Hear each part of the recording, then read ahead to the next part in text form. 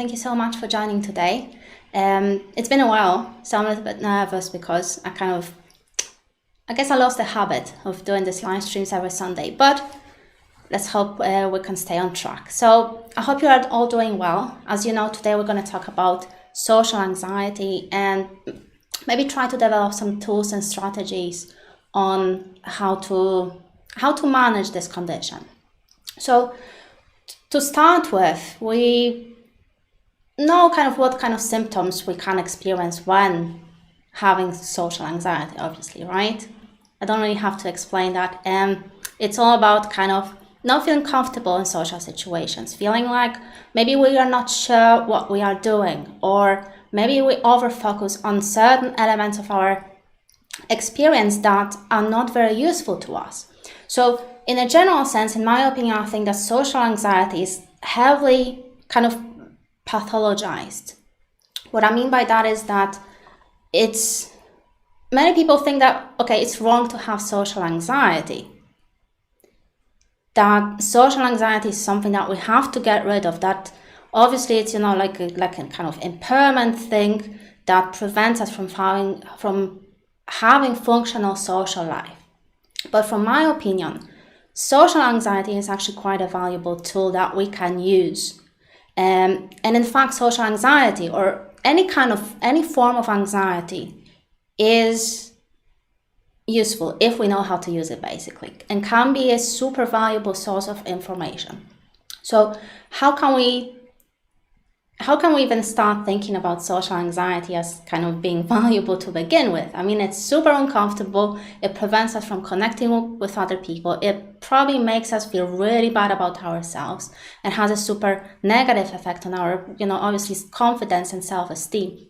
And it might feel like being on this treadmill of maybe, exposing ourselves to social situations, but then it doesn't really go that well. So then we start avoiding social situations, right? And then the more we avoid social situations, the more anxiety we start experiencing. Again, if we approach people generally, right? So I'm wondering for you, if I assume that since you're watching the live stream, you have some sort of symptoms of social anxiety or some sort of maybe social struggles in terms of skills or confidence in social situations. So I'm wondering if you switch perspective to this perspective I just described about social anxiety being kind of a valuable tool. Why would that be?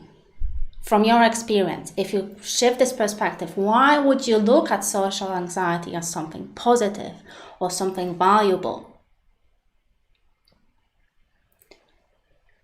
Because I think that the more we start switching, the more broader perspective we start embracing. That's why we can start detaching ourselves from the social anxiety. Because I think that if we only see social anxiety as I don't know how else to call it, but an impairment is something that prevents us from connecting with other people. The more we start shifting that perspective, that's when we can start detaching ourselves from that experience. And the more we detach ourselves from that experience, the more we can start controlling it. So I don't see that many people tonight, depending on where you are in the world. So just looking at the chat. Hi, Fata Morgana. Hi, do not want you to know. I used to be Baron. Hi, Baron. So I guess you've been in my live streams before. So a part of this more maybe positive perspective on social anxiety, I also think, to say it bluntly, is that very often social anxiety is justified. And the reason I say it is because I have been suffering from social anxiety for a very long time. And only in the last year or in the last 2 years, I started getting out of this state, out of this kind of cycle of, not being able to maybe connect with other people, or feeling anxious in social situations and maybe not navigating the social world.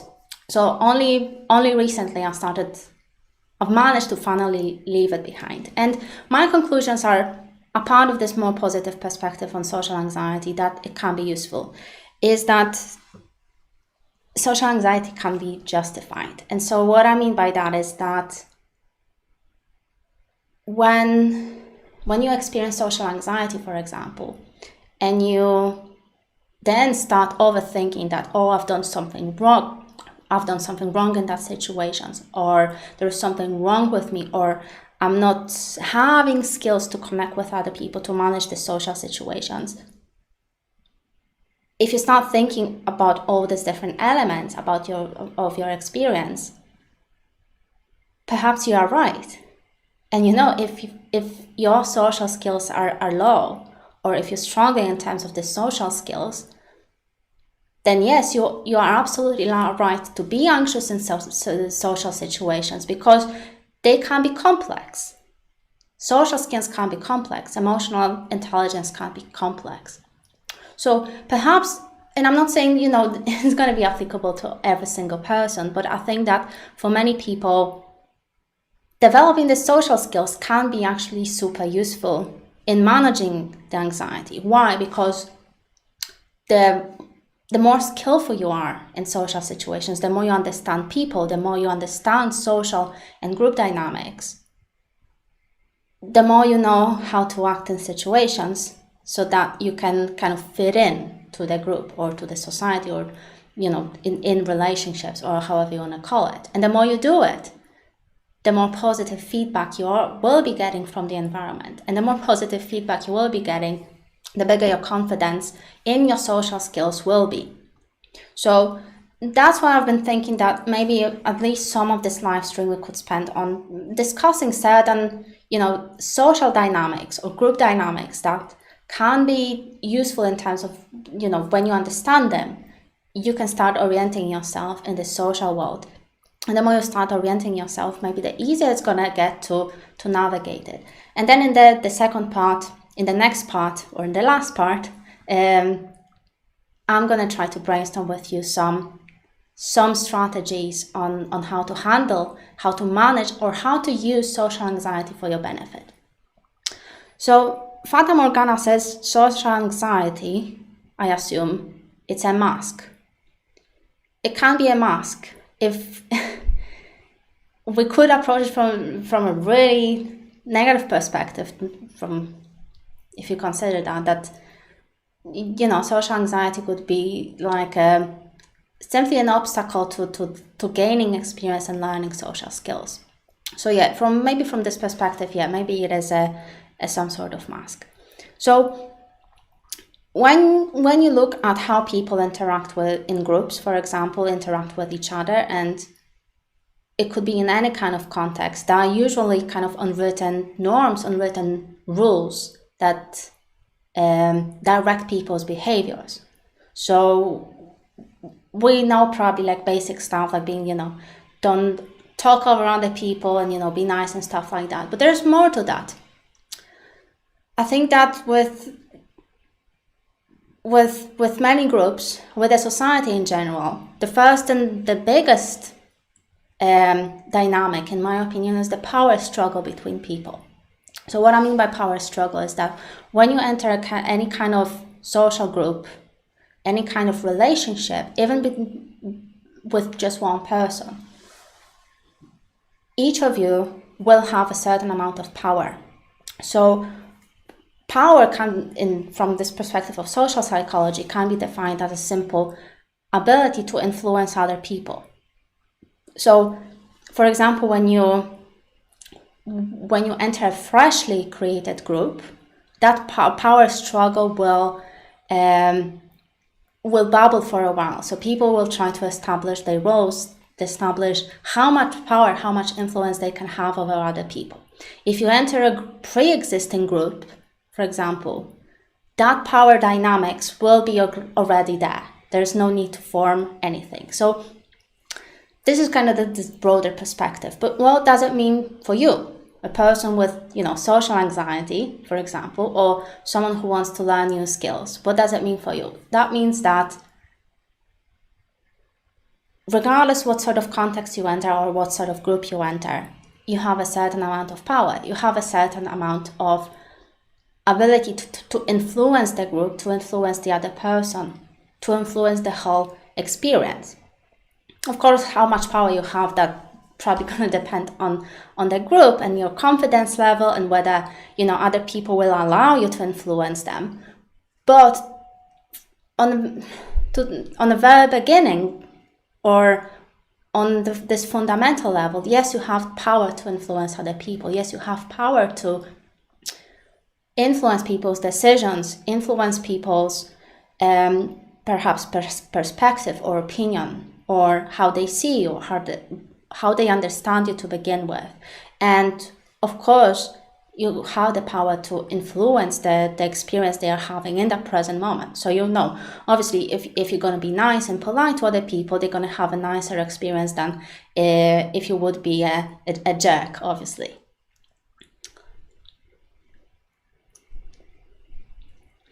Lorraine asks, does creating a fake self to not address our inner social anxiety always leads to narcissism? I would generally avoid thinking in these categories of always or never, because I don't think there's anything in the world or in psychology that can be defined that always happens or that never happens. So I would say yes, there is a possibility, there is a probability, but I wouldn't say, that always happens.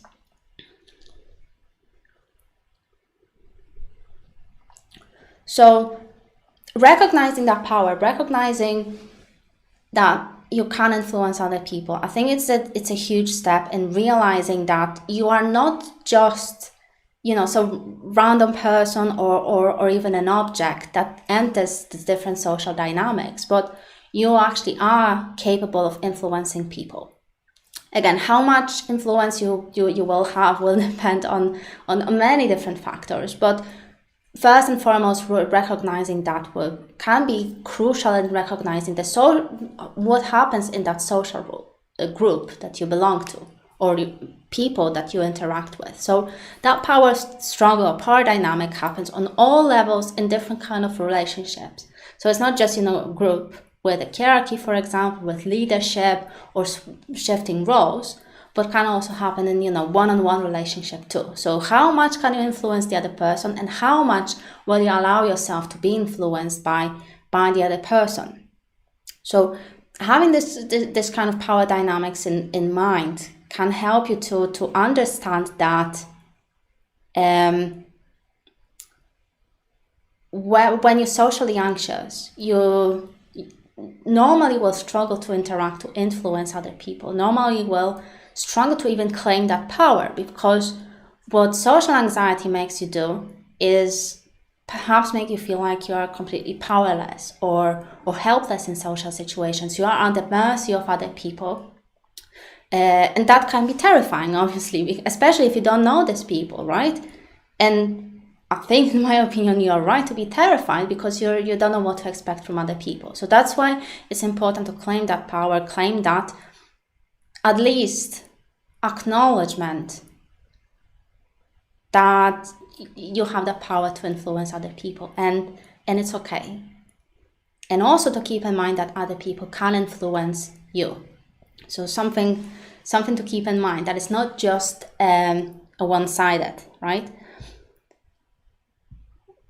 I'm not going to go into details of how to have more power, for example, how to take away power from other people, because that would probably, I'm not even sure if I want to go that direction, and if it's kind of right or ethical on some levels. But just keeping that idea in mind, just keeping that realization in mind, when you are in a social situation, when you start feeling powerless or helpless, that you have a right to claim that power. You have the right to influence people, or at least resist the influence that other people can exercise on you, the influence that you don't want to be don't want to assimilate, right? Don't want to be subjected to.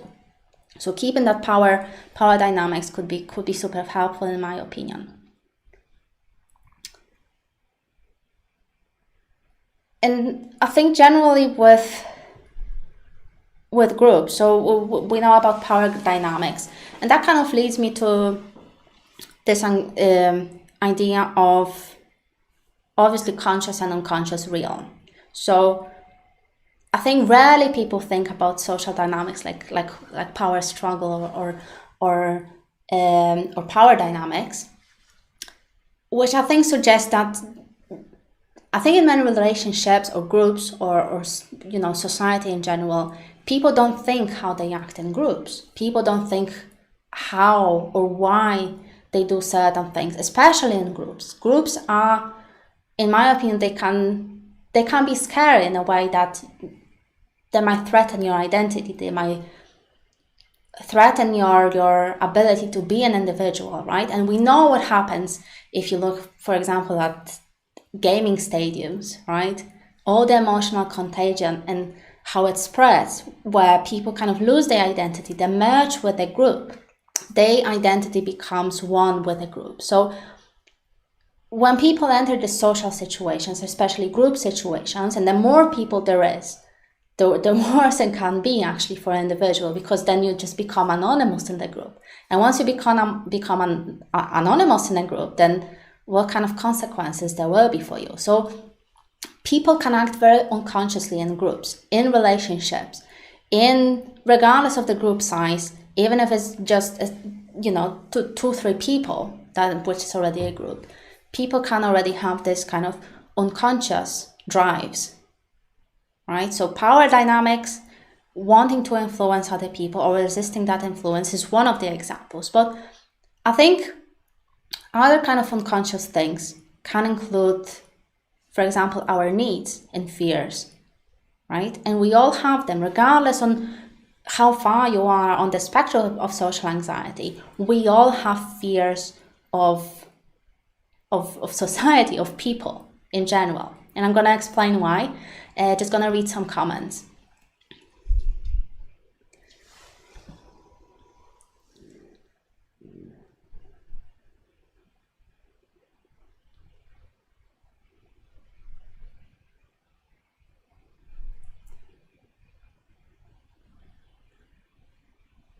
Herd mentality, usually dangerous. Yes, it can be, exactly, can be very dangerous. And I have a question from Aravind.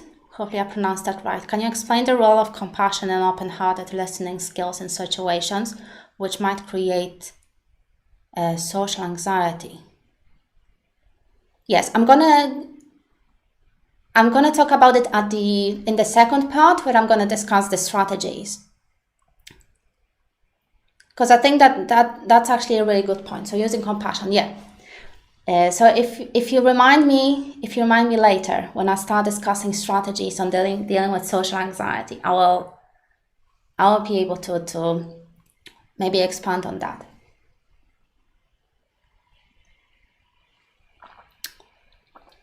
So unconscious realm of people in groups. So herd mentality, for example, as Bubbly said, and that can be seen obviously from a very negative perspective, right? And we know what people are capable of, right? So no reason that every single person, most likely, maybe not every single one, but most people will be scared, will have fears, whether they are conscious or unconscious.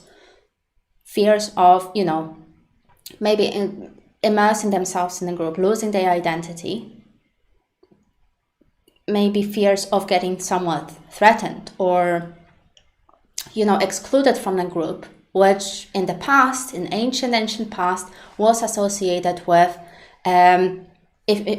that exclusion, social exclusion, was associated with most likely death, certain death, or at least really difficult life, right? If you were excluded from that tribe. So all these little things that come from actually this tribal life are still lingering in our unconscious. They are still lingering on the bottom of our brain, at the back of our brain.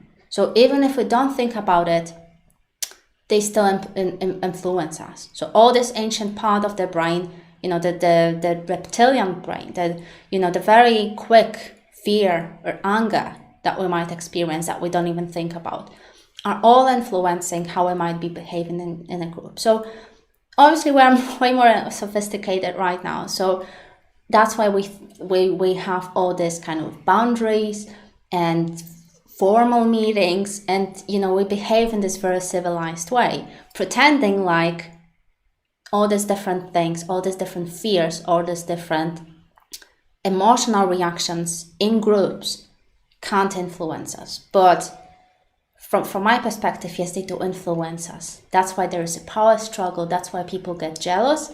That's why people, gossip about each other, because all these little things from the unconscious, from the back of the brain, comes to the front in these little sneaky ways, right? So if you start thinking about it, social anxiety can be perhaps seen as a kind of defense mechanism against all these different little dynamics that we might encounter in social situations, all these possible threats that might come into our experience, right? We might get excluded.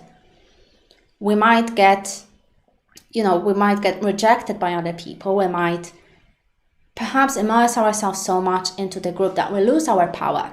So from this perspective, social anxiety could be seen either as this kind of defense mechanism, or simply an over amplification of this little of these little fears.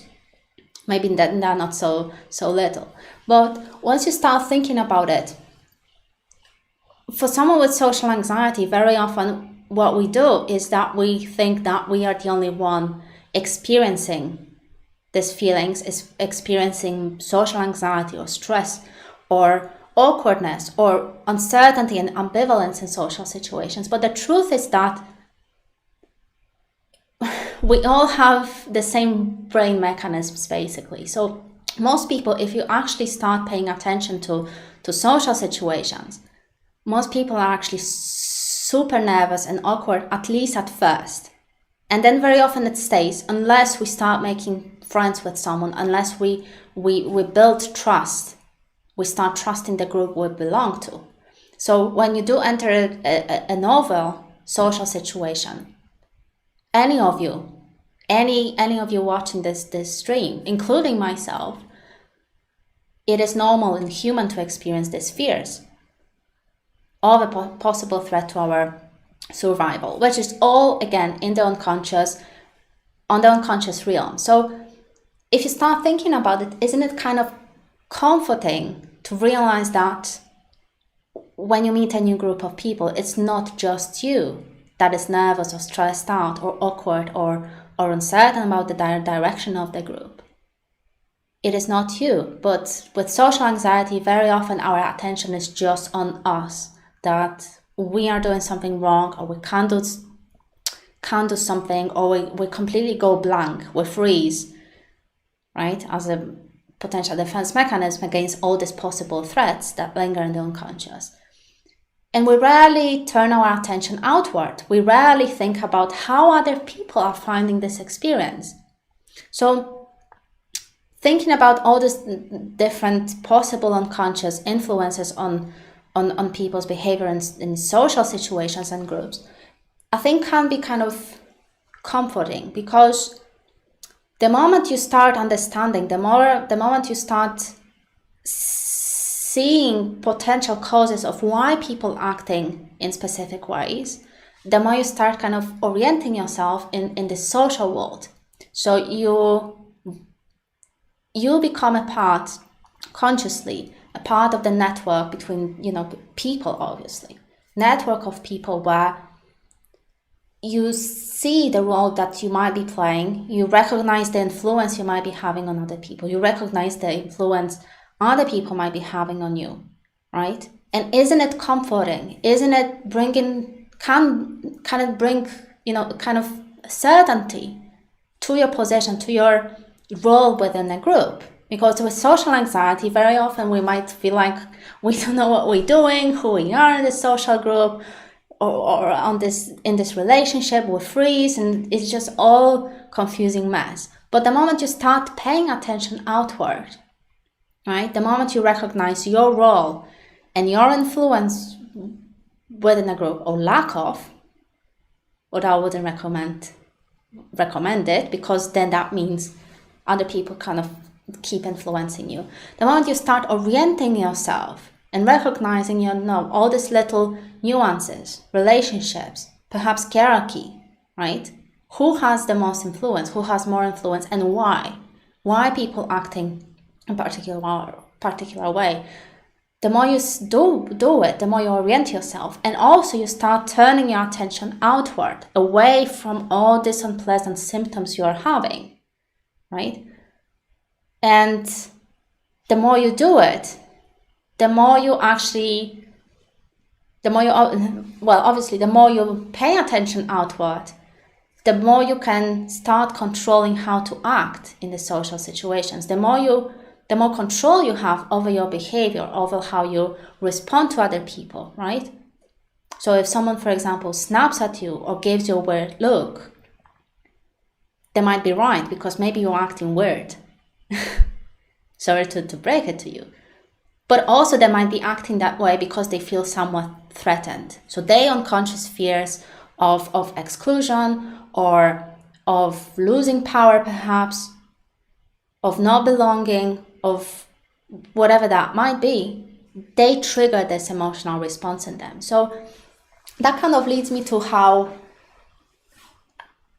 generally uncertain actually are the social situations. So you know, we might be guessing, we might be trying to orient ourselves, but on the other hand, I don't think we can be 100% certain of what is happening in groups. We can have some clues, but how other people see you, how you understand other people, I don't think certainty is truly possible. So that's something to consider too. So the reason I bring it up is because with social anxiety, we often overthink. So we go too much into details, right? After the fact, after we leave the social situations, right? We start analyzing, okay, what did I do wrong? Why the other person could have looked at me that way, and so on and so forth. So this is the form of overthinking. And again, what happens is that we focus on ourselves. We focus on our anxiety, on our skills or lack of. And what happens is that with this overthinking, we think we are certain, we think that we know what has happened. We think we know what the other person thought about us. So I think with social skills perhaps, or understanding the social dynamics, is kind of walking this path of attempting to understand, being in this process of trying to understand what is happening on the social level, why people might be acting that way. But at the same time, it doesn't lead to, or maybe it shouldn't even lead to the certainty where you're 100% sure that about knowing that what is going on. With social anxiety, yes, it might lead to this certain kind of false certainty when you start thinking only in negative ways about what has happened or what is wrong with you.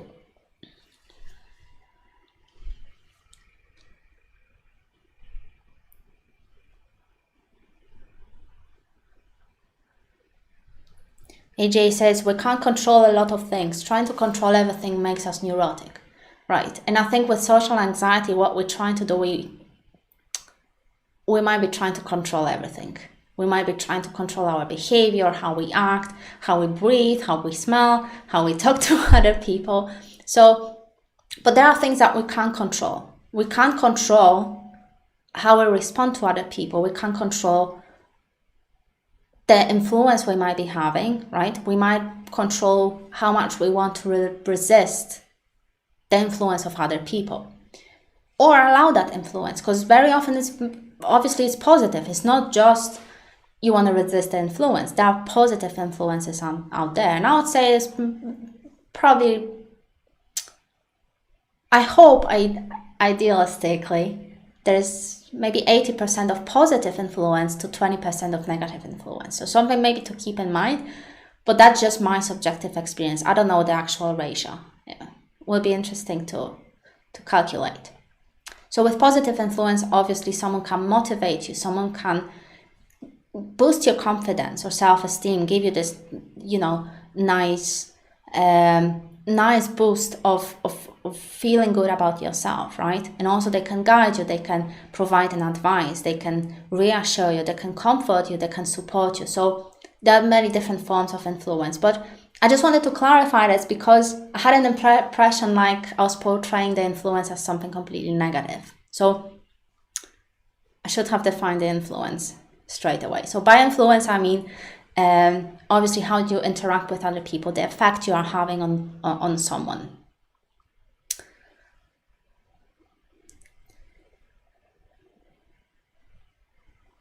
That's a good point, Bubbly754.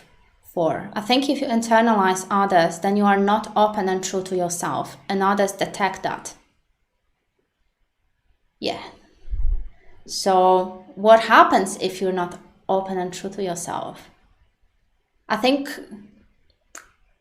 that's something to consider. But like another point I was thinking about in terms of this comment is that when you internalize others, so you start to act as you think people expect you to act, or you try to please other people, or you try to follow every single influence that comes your way, you're giving away your power. So what happens is that you become completely controlled by your social environment. And then I think it's a situation difficult to get out of, because then you are living the life. Then other people see the person that is not really there. That's probably a concept of kind of false self, narcissism, mask, however you want to call it, persona, something to think about too. The consequences of what happens if you follow every single influence that comes your way.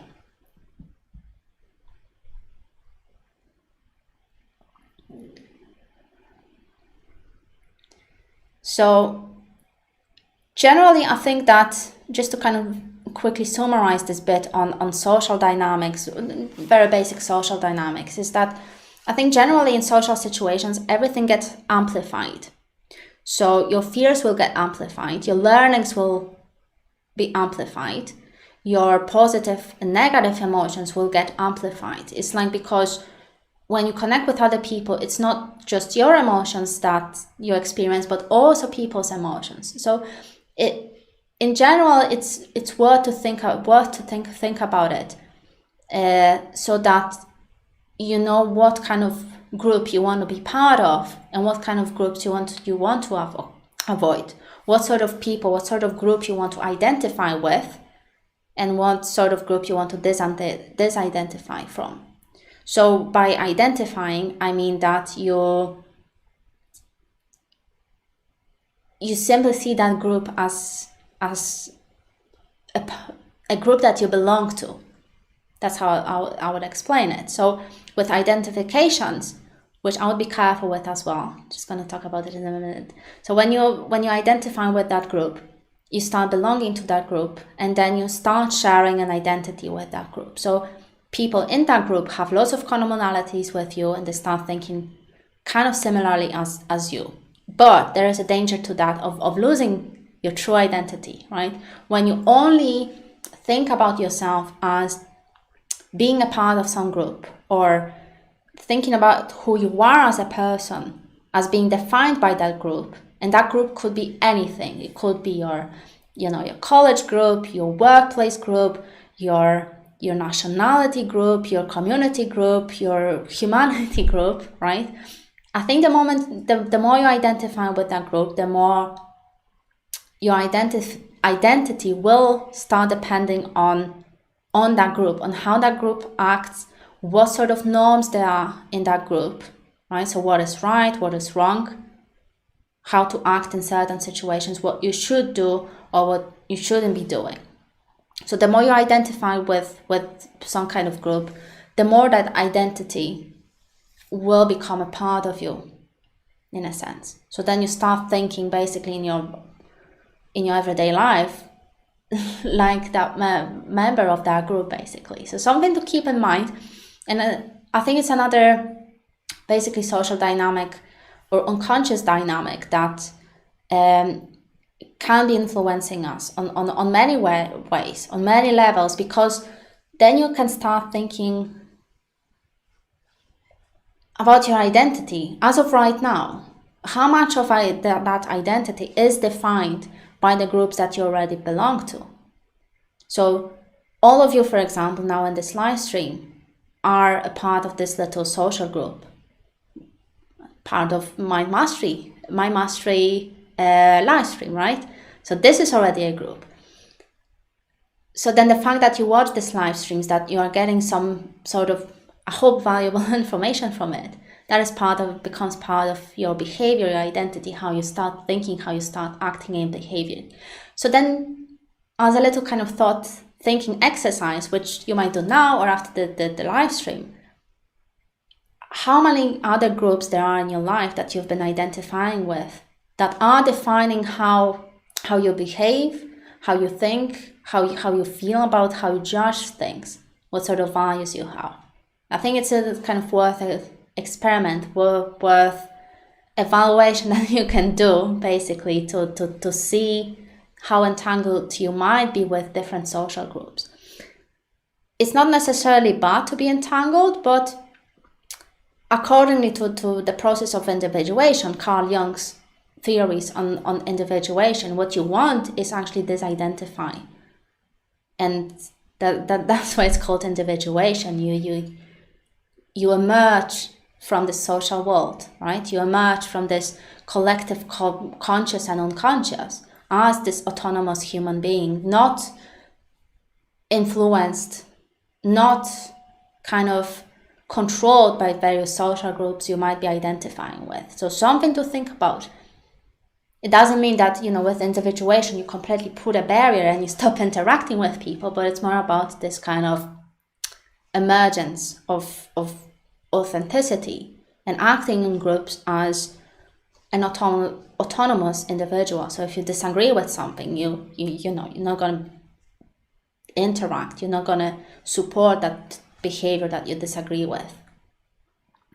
So all these little social dynamics, I think, I'm getting a little bit too far away from social anxiety, but I think they can help us to understand our role, our position in groups, in social situations, so that when next time you enter the social situations, it's not some kind of unknown world, right? It's not some kind of completely ambivalent situation, but you know what might be happening. It doesn't mean it's happening 100%, but at least it starts giving you some sort of certainty on who you are as a person and the role you might be playing in that group.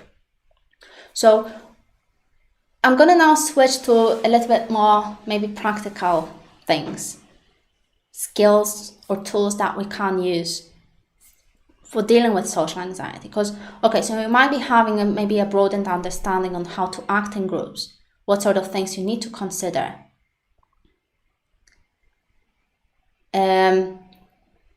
Fata Morgana asks,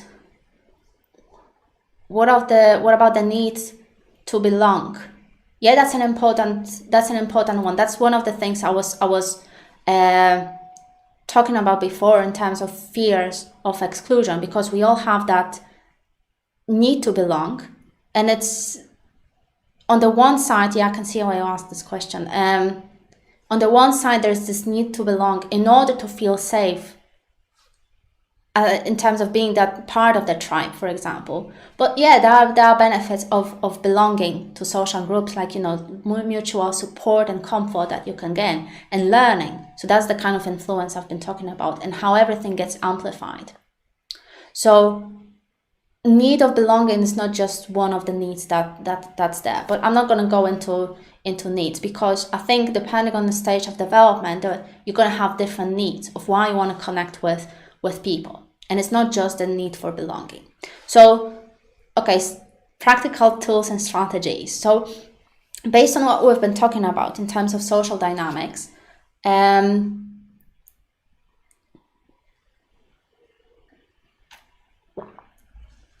we know that kind of orienting ourselves in social situations can be helpful because it starts removing that uncertainty. And obviously uncertainty and seeing this social situation as we don't know what the hell is going on is not going to be very helpful in feeling peaceful or relaxed in social situations. So what happens is our anxiety is going to go even higher, right? The more we start thinking like how ambivalent the situation is and we don't know what is going on, the more stressed out we're going to be, because then we don't know what to expect.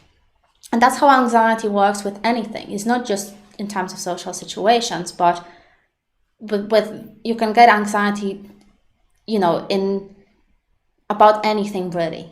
And usually that anxiety is caused by not knowing, by not handling this ambivalence and uncertainty. Sometimes it's about handling the uncertainty or ambivalence, but very often it can also be about simply not knowing. The not knowing is not comforting in any way for us, right? It's generating stress because we don't know what to expect and we don't know how to behave and what's going to happen to us. So I also mentioned about kind of toning down our overthinking. So with social anxiety, we tend to overthink and overanalyze what's been happening in that group. So this is different to what I've been describing in this video. So in this live stream, I've been focusing on kind of pointing out the social dynamics, the kind of more objective processes that people might be completely unconscious of. But with overthinking, when the social anxiety comes in, it's normally about hyper evaluation of your behavior, basically. So you tend to focus on what went wrong, how other people might have judged you, right? You tend to focus on maybe embarrassing situations or not being able to do something, and then you start beating yourself up. So all these little things, they need to stop. They have to stop for you to start progressing. And I think that what happens is that with all these judgments and negative evaluations, what happens is that you become a part of the cycle. You start traveling in cycles in terms of your social skills and social experiences. So first you enter the situation, your social situation, and perhaps you made some mistake, or perhaps you didn't act in a way that made the experience for you and the other people pleasant, right? So then you go back home, and what you do, you start evaluating that. So you start saying, okay, that was stupid, I shouldn't have done that, I've made this mistake, that person, judge me or reject me, they think I'm stupid, whatever, right? So then what happens is that you're going to start avoiding social situations, right? Because you think you don't have the skills, you don't have what it takes to interact socially. You think there's something wrong with you, other people don't like you, and I just want to be alone, right? That's the common way in which we justify how we don't want to participate in the social world. There's nothing wrong with being alone, actually. I'm just pointing out that it's very often a strategy we use to deal with this social struggles we might be having. So what happens then is that as we avoid social situations, we don't want to be part of the social world, we don't want to be part of the group, we don't gain necessary experience to improve our social skills. And then what happens is that we repeat the cycle. We enter the social situation, we make a mistake, we do something wrong, something we are not happy with, and then we beat ourselves up. And then we avoid social situations. So it's simple reinforcement, right? So obviously to get out of this cycle, you need to start having positive social experiences, safe and positive and supportive social experiences. So obviously the easiest way would be to join a therapy group or my coaching group, for example, where we have a very nice, supportive environment. But it doesn't have to be that way. So if you start thinking about how can you break this cycle, right? So the starting point, as I illustrated here, is that you have a negative social experience. Can you have suddenly a positive social experience? Maybe you can, with, very artificial social groups set up just for people to have a very nice experience. In therapy, support groups can be helpful in this process.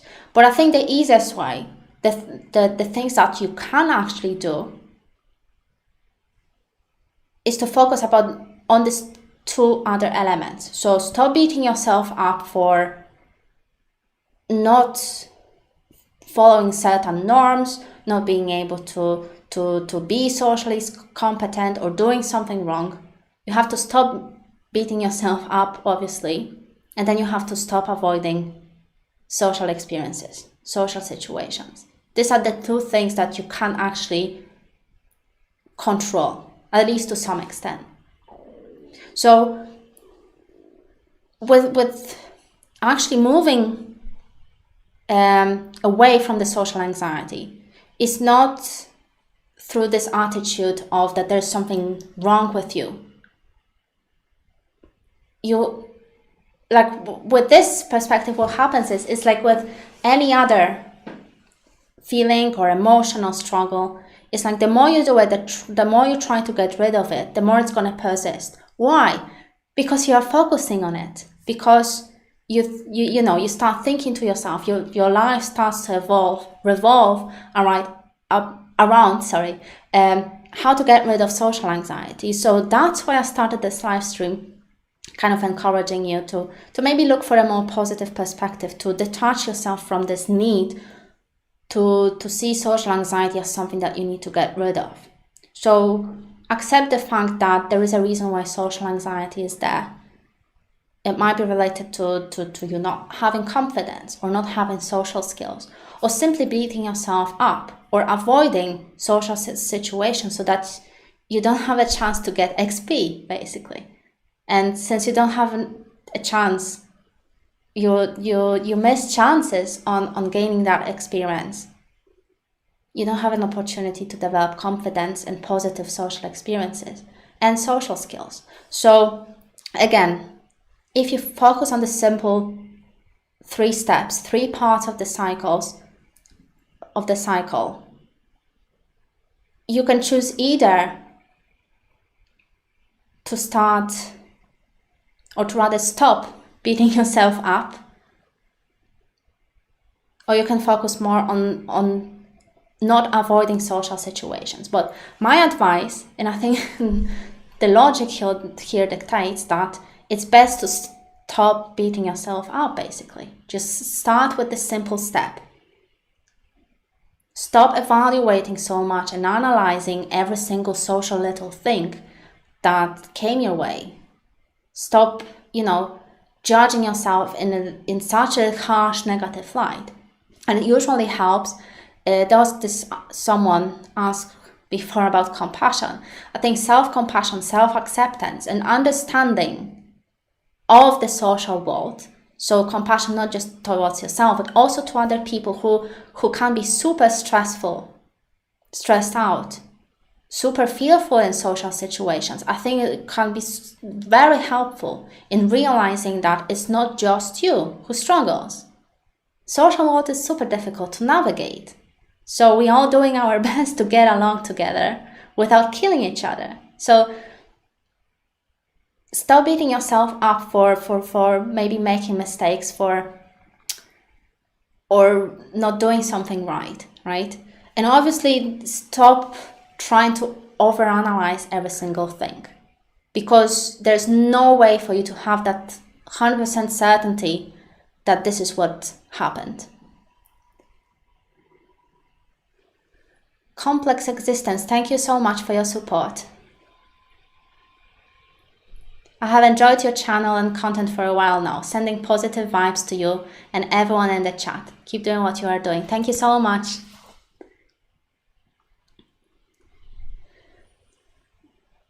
So breaking this cycle, I think, in my opinion, it all starts from getting out of your head. And I know that overthinking, overanalyzing can send you astray, basically, where you develop theories and models on what has been happening in social situations. So keep it simple, keep focusing on what you can actually observe. And I gave you some clues today on what you can focus on. These are the tested in psychology, researched behaviors and things that people do in groups. So power struggle, influencing each other, social identity, unconscious fears. These are the simplest things. There's no need for developing, ultra scientific theories on what is happening in social groups. But unfortunately, with social anxiety, that's what often happens. We can get even, paranoid that people are after you, or that, someone is plotting to exclude you from a group, or that people are gossiping behind your back. I think that these are very common, awful things that can happen with social anxiety. So that needs to stop, along with, self-judgment and analyzing what you've been doing wrong and stuff like that. So the moment you start doing it, it's going to get easier to stop avoiding social situations, because then the amount of negative experiences is going to reduce. So social situations are not going to, they will not seem as negative as before, because you reduce that evaluations and analysis and theory development, right? And the more you do it, the more you start seeing social situations as being kind of neutral. They're just there. And there is no need for, paranoia and overanalysis of what is happening in the social group. Just keep it simple, basically. So the moment you stop overthinking and overanalyzing, right? The more social experiences you have that are not overly negative, the less you're going to avoid these social situations, because they're not that bad anymore. And guess what happens? The less you avoid social situations, the more you can participate in social situations and experiences, and the more skills you are gaining through this repetition, basically. So it all, in my opinion, it's all about this remembering about the cycle and following this simple thing. So the goal here is to reduce the negativity, how negative social situations or experiences can seem to you. So because the less negative they are, the less you want to avoid them, right? Because then you have no reason to avoid them, because they're not really negative and they cannot affect you as much. And then the more you do it, the more you develop your social skills, because then you have more experiences, more variety of different social experiences and situations and problems to deal with. So as your experience widens, your social skills are improving, because then you know more and more how to act, and it becomes more intuitive, and you become more relaxed because you see the results of your actions, that everything is okay, that you are okay, that people are not after you and they're not trying to exclude you and they're not trying to gossip you. Like, it's, from my experience at least, it's, very rare for people to be naughty in groups, let's say, or impolite or nasty or completely psychopathic. It's really rare, but we often make it, with social anxiety, we often make it more common than it actually is. So the more you do it, the more social skills you have, the more knowledge and comfort you start finding in social groups, the more confidence you gain. And then the more confidence you have,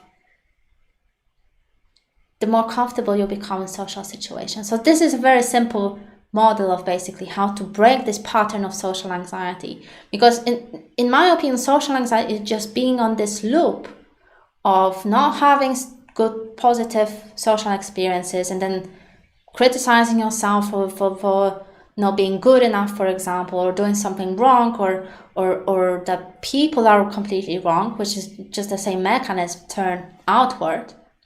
and which then prompts us to avoid social situations. So we're missing opportunity to gain more social skills. So keeping that circle in mind and breaking it by stopping overthinking, by stopping completely, beating yourself up or analyzing social situations, I think would be super useful in basically beating the anxiety down and breaking the pattern completely. So, it stops influencing you completely.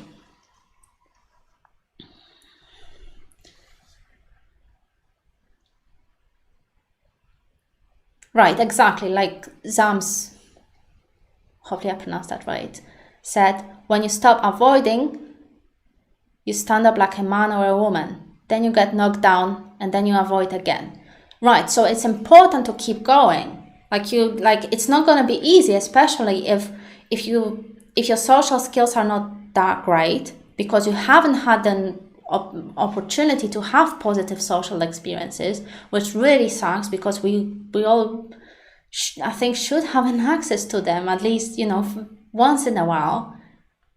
It's going to get difficult. It's going to be difficult at first, because you need to keep pushing to break this pattern of avoidance and not gaining skills. And I think it's important to kind of elaborate on this point of self-criticism and maybe overanalyzing, is that it's important that you take credit for what you're doing wrong. What you're doing right in social situations. So actually the other one too, actually taking credit for what you're doing wrong, can be actually helpful too. And that's what I was meaning to say, that when you overthink, when you overanalyze, right, it all gets blurry and you think that everything is wrong. You are wrong. People are wrong, right? There's something wrong with you and stuff like that. But when you actually stop overthinking and look at your social situation more objectively, more through this lens of what is really happening, what can you observe, what is the evidence, then you can see what you're really doing wrong. And then you have a chance to correct that. So actually, yes, taking credit for what you're doing wrong, it can be super helpful too, because then you have a chance to improve, right? And build skills and improve, continuously. But then also taking credit for what you're doing right, obviously. That builds your confidence and that tells you what you are doing right, what works in social groups, right? So for example, if you have a specific way of communicating, for example, and you enter 1, 2, 3 social situations, and people maybe they avoid talking to you after the encounter. Yes, perhaps you are doing something wrong, right? But it's not about criticizing yourself, or it's not about beating yourself up, but it's more about developing this more solution-focused mindset, where you focus on what can you do differently. It's not about completely avoiding social situations, but it's about developing, constantly pushing forward, constantly focusing on what you're doing right, repeating the process, and then correcting what you're doing wrong. So with all that process, I know it might sound simple. So what about when you're completely overwhelmed by social anxiety in the present moment? So that's going to be the last bit. Thank you, complex existence, again. We all have paranoia. While at moments these experiences can help us grow and change, it is important to not allow it to consume our life. Right. So accepting the fact that all people can get, paranoid and nervous and stressed out in social situations, and you have no idea, because what happens is that with social anxiety, we usually focus on our own symptoms. So our sweaty palms, or our heart is pumping, beating very fast, and, not feeling comfortable or sweating and stuff like that. So with social anxiety, we rarely focus on what is outside of us. We rarely focus on observing things that we can see, right? With social anxiety, it can be very untangible, abstract realm, overanalysis, overthinking, or overfocus on the symptoms and the experience. So in the moment, I know it sounds very simple, but the best thing we can do is turn our attention outward and start looking at other people, start focusing on what they are saying, start focusing on what is happening around you. So just repeatedly force your attention outward. So what happens with social anxiety, as I was saying, related to this cycle, is that the more you do it, the more you turn that attention outward and focus on social dynamics and processes around you and what people are saying, what people are doing, how people are feeling. And that can be super comforting if you notice that other people are nervous too. When you start doing it, the more you do it, the more you start tolerating different levels of anxiety and stress. And the more you do it, the less effect it has on you. So what happens is that if you keep pushing, eventually you're not going to be paying any attention to the symptoms. They might be still there, but definitely with reduced intensity, because the more you focus on a symptom, the bigger it gets. But the more you turn your attention away, the easier it is to actually handle and manage this state. So I hope you guys have found it helpful. Are there any more questions? Is there anything else that you want me to cover before I leave?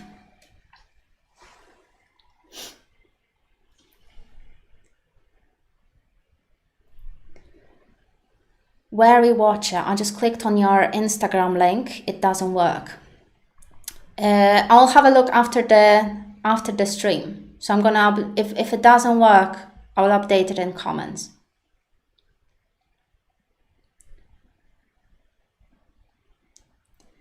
INTJ's schizoid will take over the world. Yeah, that would be very interesting, because then society would collapse. Dave Dodge, Joanna is right. Just put yourself in social situations outside your comfort zone. Yeah, but take it slowly. It's about baby steps. It's not about, jumping right into public speaking in front of 100 people, right? It's about little things, little conversations, and acknowledging every step that you are doing right, every step that helped you to get into this positive social experience. Thank you so much, AJ. Thank you.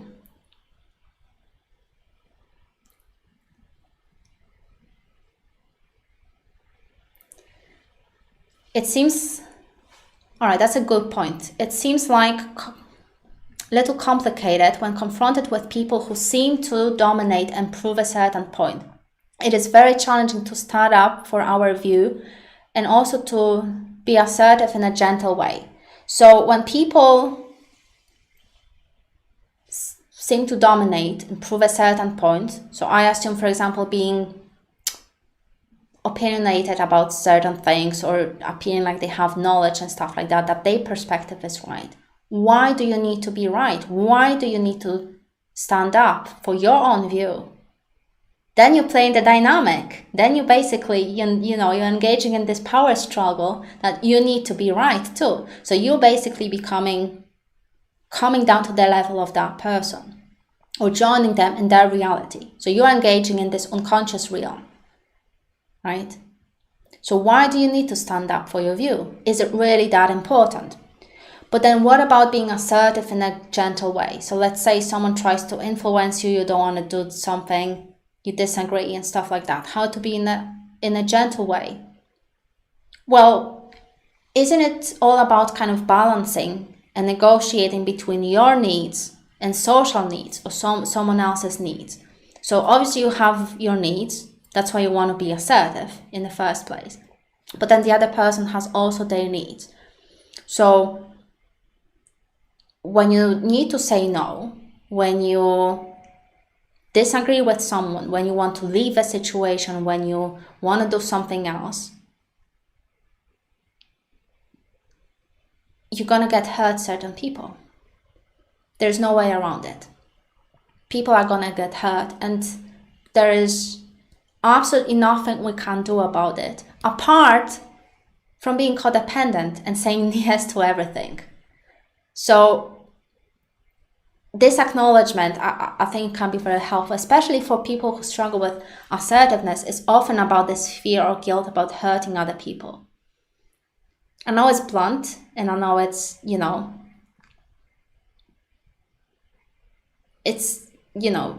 it's negative in some ways, but I think accepting the fact that you're going to hurt some people, I think realizing that and accepting the fact can be helpful in being gentle when you're assertive. So consider the fact that, yes, you're going to hurt that person.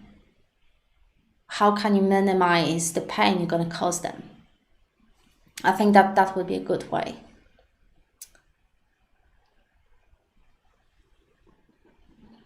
Is there a link with anxiety and guilt? Maybe. I think guilt can cause anxiety. Because if you feel guilty, then you think you've done something wrong. And if you start thinking that you've done something wrong, you're going to be scared of the consequences, obviously, right? So I think, yes, there might be a link.